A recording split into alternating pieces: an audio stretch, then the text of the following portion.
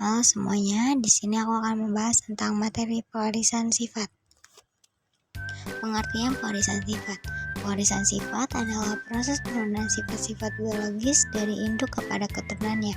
Sifat-sifat ini bisa berubah fisik seperti warna mata, tinggi badan, atau bentuk rambut, atau bisa juga sifat-sifat non-fisik seperti kecerdasan atau kecenderungan terhadap penyakit tertentu.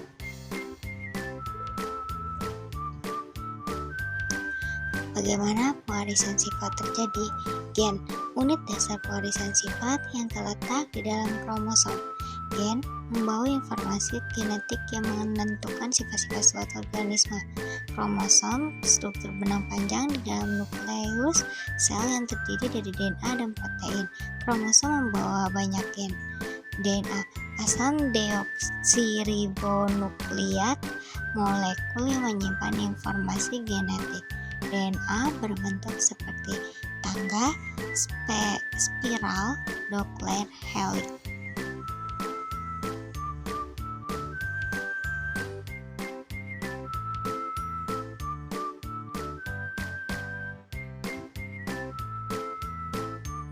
Bagaimana pewarisan sifat terjadi?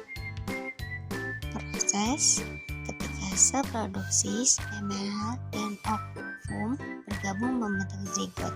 Gen dari kedua orang tua akan bercampur zigot. Inilah yang akan berkembang menjadi individu baru dengan kombinasi sifat dari orang tuanya.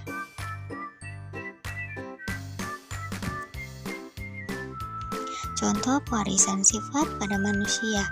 Golongan darah ditentukan oleh 3 alel A, B, O. Warna mata dipengaruhi oleh beberapa gen. Tinggi badan dipengaruhi oleh banyak gen dan faktor lingkungan. Faktor yang mempengaruhi pewarisan sifat. Gen, faktor utama penentu sifat.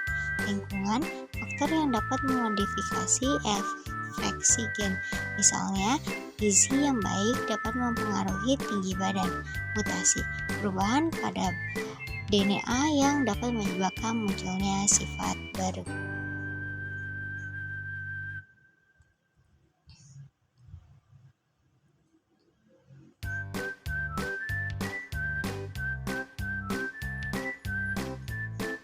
Hukum Mendel.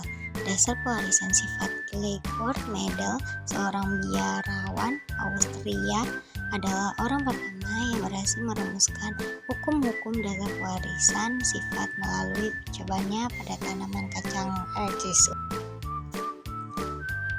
Hukum segregasi. Setiap individu memiliki 2 alel untuk setiap sifat, dan alel-alel ini akan berpisah secara acak saat pembentukan gamet.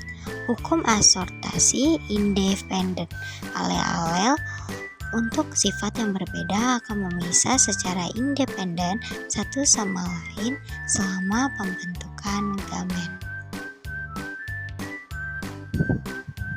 Sekian dari video saya ucapkan terima kasih.